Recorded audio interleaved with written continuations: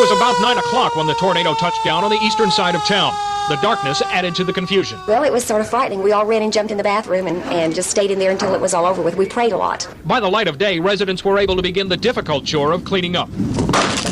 We're going to have about 50 homes damaged, looks like. We're going to have 10 or 15 probably damaged more than others with some severe damage on the roof with exposed to the rain type situation. Now, the rest of them are going to have minor damage to the roofs, windows, and this type of thing. In all, about 50 homes sustained some damage. The idiosyncrasies of a tornado were evident. No damage here, but a different story just a few feet away. And this homeowner wasn't planning on a tree growing out of his roof. Coppell's only emergency warning system is access to the local cable TV. But just as the city was broadcasting the message, the power went out.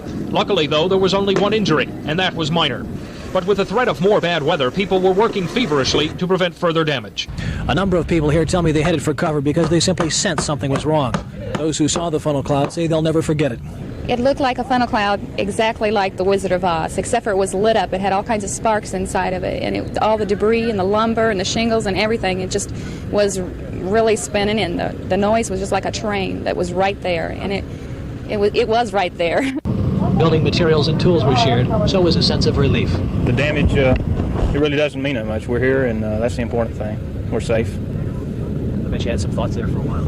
We did, as we crawled into the bathtub. Larry Wheeler and his wife Anita both feared for their lives when they heard the storm slam into their house.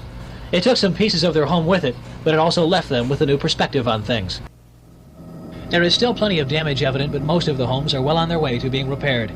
Work crews are taking long hours to replace what the tornado took away in a matter of seconds. The rains that followed did additional damage to the interiors of the battered houses, despite the best efforts to protect them.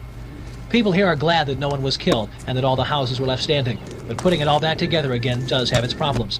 Some people say they've had good luck getting repairs made, but the majority aren't pleased with the contractors they're dealing with. You don't seem to have a lot of concern that you're out of your house and you're living in the dining room instead of your bedroom, and instead of having 7 rooms, you've now got 2. Most are satisfied with the way their insurance companies have handled things, and they're very happy with the people who live around them. We were friends before, but maybe just much closer now.